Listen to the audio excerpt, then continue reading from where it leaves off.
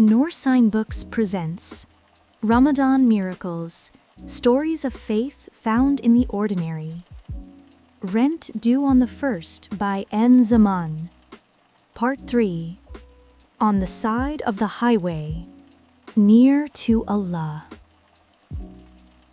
The Civic is dead. The rent is still short, and Umar is sitting on the gravel of the I-45, 14 miles from home. But in the heat of the Houston sunset, at the end of his rope, Umar is about to discover that when you finally let go of the steering wheel, that's exactly when you find out who has been driving all along. The freeway roared around him like an angry ocean. Omar sat very still, forehead on the steering wheel, breathing in the smell of hot plastic and old coffee.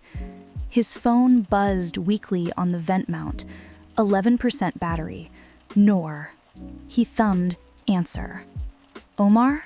Her voice was sharp with fear. Where are you? Are you okay? The car died, he said. On 45. 14 miles out, maybe? Are you on the shoulder? Are you safe? Yeah, hazards on. Nobody's hit me. Yet. Alhamdulillah, she breathed. Then steady. Call a tow truck. With what money? His laugh came out harsher than he meant. They'll charge 100 just to show up. Then we pay 100, she said. We can't leave the car there. And you can't sit on the highway all night. It's Laylatul Qadr, not a survival show. He closed his eyes. I'll see what I can do.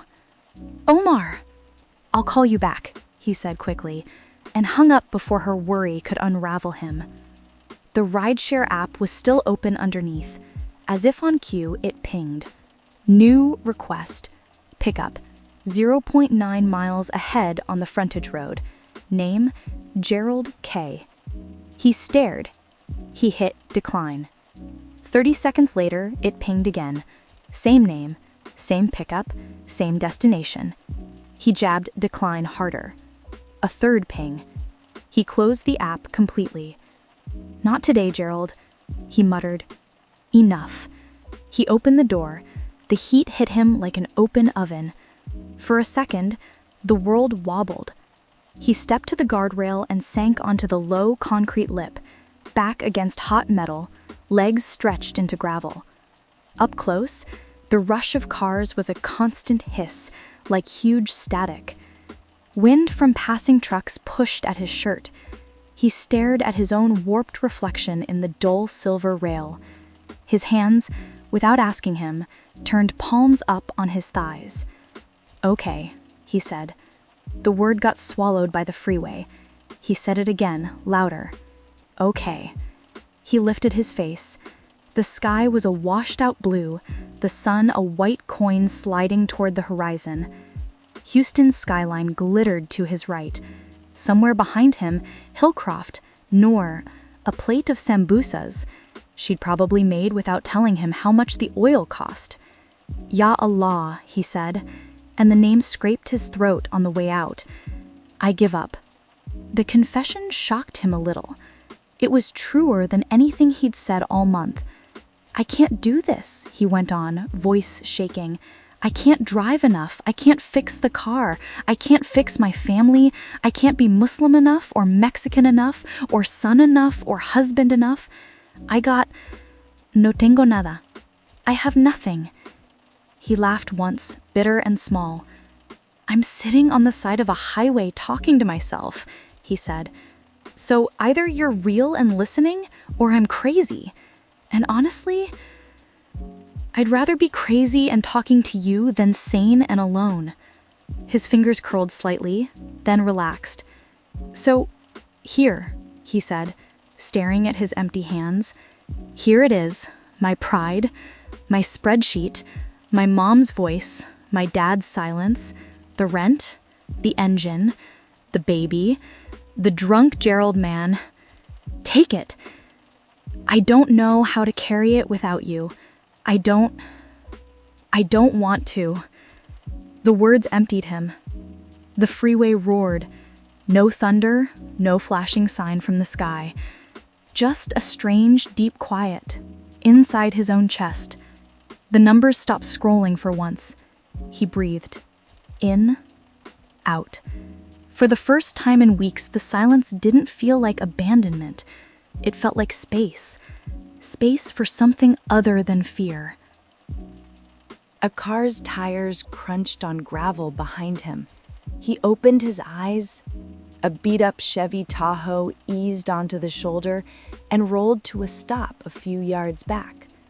The engine ticked as it cooled. The door creaked open. A lanky teenage boy hopped down, all elbows and knees, in a faded Selena t-shirt and oil-stained jeans. A white tequila perched at an angle on his head. "You okay, hermano?" he called over the traffic. "You break down?" Omar blinked. "Yeah," he said. "Car died." The boy jogged over, sneakers skidding on gravel. "You Muslim?" he asked, eyes darting to the misbah hanging in the dead Civic, then back to Omar's face. "Yes," Omar said. The certainty in his own voice surprised him. The kid's face split into a grin. "Nombe mayamez," he blurted, then flinched. "I mean, astaghfirullah. My abuela would kill me." Omar barked out a laugh that felt like it came from somewhere new. "It's okay," he said. "I've heard worse on this highway." "I'm Elias," the boy said, sticking out a hand. "Refugio Morales. That's my middle name. My mom says it's strong." "Omar," he said. "Garza." Elias's grin got impossibly wider. "Bro, a Mexican Muslim? There's like 12 of us in Houston. We should start a club." He was already popping the Civic's hood with the casual authority of a 16-year-old raised in a mechanic's bay. "You fix cars?" Omar asked. "I break them less than most," Elias said, peering in. "My uncle's got a shop in Pasadena. I was heading that way, saw you on the side. My abuela always says, if you see someone stuck in Ramadan, stop. That's a test. And she says if I don't, Allah's gonna ask me on the Day of Judgment, and she says it in that voice." He wiggled his shoulders in mock fear. He checked belts, tapped something, frowned. "I can't fix this here. Might be the alternator or the belt or both. But I can give you a ride. We come back with my uncle's tow truck in the morning. He'll give you a discount, inshallah." "You live in Pasadena?" Omar asked. "Yeah." Elias squinted at him. "You?" "Grew up off Shaver." "For real?" Elias almost dropped the hood. "We go to the HEB on Shaver. My abuela probably knows your mom. She knows everybody." Something thumped in Omar's chest. He glanced at the Civic, at the silent dash, at the stubborn light that had finally gone dark. He looked at the boy's open, waiting face. "Yeah," he said, slowly. "I could use a ride." In the Tahoe, the AC was more aspiration than reality, so they rolled the windows down. Hot wind whipped through as Elias merged carefully back into traffic. "Oh," Elias slapped his forehead, then rummaged in the back seat at the next slow patch. He surfaced with a blue Tupperware. "My abuela made tamales," he said proudly. "She makes them every Ramadan. Chicken, not pork, don't worry." He cracked the lid. The smell, masa, chile, home, punched straight into Omar's memories. "She says the Prophet, sallallahu alayhi wa sallam," he stumbled through it, "would have loved tamales. Dates are like sweet tamales without masa, right?" Omar's laugh tangled with a sob. "Yeah," he said hoarsely. "I think he would have." Elias checked his prayer app. "Maghrib is in like 2 minutes," he said. "You wanna..." He gestured at the Tupperware. "We can break here, then I'll drive you home." "Here?" Omar glanced around. "Concrete, steel, sky?" "Why not?" Elias grinned. "Allah's everywhere, no? And this will be a sick story. Best iftar of my life. I-45, exit, whatever. They pulled onto the next wide shoulder and killed the engine. They sat side by side on the guardrail, the Tupperware between them. Elias tapped his phone. A soft adhan floated out of the tiny speaker, threading through the roar of the freeway. Allahu Akbar, Allahu Akbar. Omar closed his eyes. The words felt different, closer, like he was hearing them from inside his chest and outside at once. When the muazzin reached La ilaha illallah, Elias murmured, Bismillah, and handed him a tamal. The husk was warm in his fingers. Omar pulled a date from his pocket, one of the last from Hakim's bag, and ate it first, soft and sweet, and almost painfully good. Alhamdulillah, he breathed. Then he bit into the tamal. Time folded, his mother's kitchen, steam on Christmas Eve windows, flour on the counter, Vicente Fernandez on the radio, his father humming, his sisters yelling. The masa here was softer, the filling spicier, but it was the same shape, the same weight in his palm, the same anchor. He chewed slowly, reverently. If this is haram, I don't want to be halal, Elias mumbled around a mouthful. Don't tell your abuela you said that, Omar managed. She'd hit me with a chancla, he agreed. They laughed, and the sound floated up with exhaust and adhan and steam from tamales towards a sky that suddenly felt much, much closer. Later, in the slow lane back toward Hillcroft, with crumbs in his lap and his throat looser than it had been in months, Omar stared at his phone. Then he hit Mom. The call barely rang twice. Mijo? Lucia's voice was sharp, then soft. Omar? Si, Mama, he said. His voice shook. Where are you? She demanded. Are you eating? Even with your thing, you need to eat. It's called Ramadan, Mama, he said gently. I know what it's called, she snapped. Then, quieter, Mrs. Rashini at the store told me. She says you don't eat until sunset. That's stupid. Your body needs fuel. He smiled, tears pricking. I just ate, he said, on the side of 45, with a kid from Pasadena. Chicken tamales. She snorted. Tamales without manteca. A sin. He laughed out loud. Mama. Yes, she said, all steel and worry. I'm sorry, he said, for how I told you, for all of it. Silence, then the rustle of a hospital room. Are you happy? She asked abruptly. He swallowed. Sometimes it's hard, he said. But, yeah, I think I'm where I'm supposed to be. She exhaled, long. Your father misses you, she muttered. He won't say it. He asks about you like he's asking about the weather. Men are dumb. A tear slipped down his cheek. Can we come for dinner? He asked. The words felt like stepping off a cliff. After Eid, our fiesta, end of Ramadan, Nour can bring rice.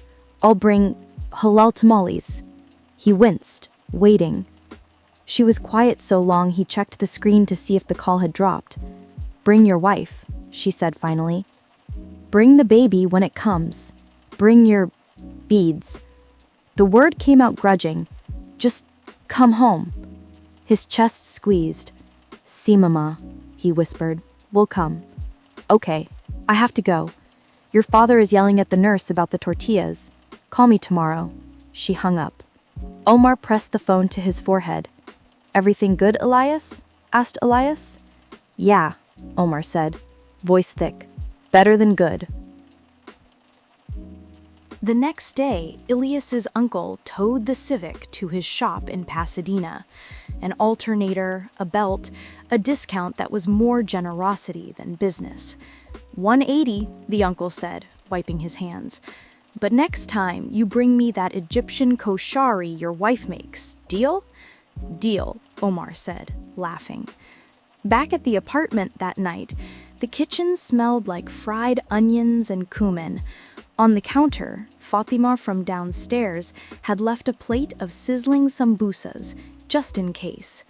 On the coffee table sat the envelope from Hakim, the half-empty Zamzam bottle, and Nour's phone, screen lit. She held it out. Subject line, Ramadan Emergency Assistance Fund. Application approved. You applied? He asked. A week ago, she said, when you started coming home looking like roadkill. How much? 400, she said. ISGH will sell it tomorrow. His brain did its automatic dance. 910 from driving, plus 200 from the envelope, plus 400 from the fund. 1,510, minus 1,200 rent, minus 180 repair. Enough for groceries, diapers, a little gas. Tight enough. His eyes burned. I feel like I failed, he admitted. I couldn't do it on my own. Good, she said. He blinked. Good? Because you were never supposed to, she said simply. Not in this, not in life. Tawakkul isn't I tie my camel, then drag it up a mountain by myself. It's I tie my camel, then I know who owns the mountain. She nudged him. Say Alhamdulillah. He hesitated. Then let the word out on a breath. Alhamdulillah. It hurt like a muscle stretching. Then it felt right. Eid came like a sunrise you'd circled on the calendar and still couldn't quite believe until it hit your face. Omar buttoned the white guayabera his mother had given him years ago. It felt different over a chest that had spent a month learning how to bow. You look very halal, Nour teased from the door, resplendent in a green dress and gold hijab. Highest compliment? He asked. Highest, she said. The Civic purred in the parking lot below. AC blowing, actually cold for once. The check engine light was blessedly dark. At the rented convention hall, Muslims poured in from every direction. Colors, languages, perfumes. Kids with balloon swords tripping over men in crisp thobes. Women in sequined abayas shepherding toddlers. Omar found a spot shoulder to shoulder with strangers who felt like cousins. On his right, a Somali teenager. On his left, an older Pakistani uncle with henna in his beard. 2 rows ahead, he spotted a flash of purple khimar. Hakim, her cooler parked by her feet. Allahu Akbar, Allahu Akbar, Allahu Akbar, the imam began. Omar raised his hands, palms open, fingers loose. He didn't think about pronunciation. He didn't think about being Muslim enough. He just let the takbirat pour through him. In sujud, forehead pressed to thin carpet, hundreds of backs rising and falling around him, he felt it. The strange, fierce knowledge that he was not a guest here. He was home. After the prayer, chaos. Kids screaming Eid Mubarak, adults hugging, exchanging sweets, checking phones. Omar stepped aside and pulled his out. He typed, hands steady. Eid Mubarak, Mama. We're coming for dinner. Nour's bringing rice. I'm bringing tamales. Tell Papa I love him. Also, baby's name is Ibrahim Ernesto Garza. 3 dots appeared almost instantly. Who is Ibrahim? He smiled. A prophet, he wrote. Long story. I'll tell you later. Another pause. Okay, mijo. Come home. Nour slipped her hand into his. Ready? She asked. He squeezed back. Yeah, he said. Let's go home. The Civic slid onto the freeway, engine smooth, AC cool. In the mirror, Houston's glass towers shrank. Ahead, the low sprawl of Pasadena waited. Refineries blinking like grounded stars. Rows of modest houses.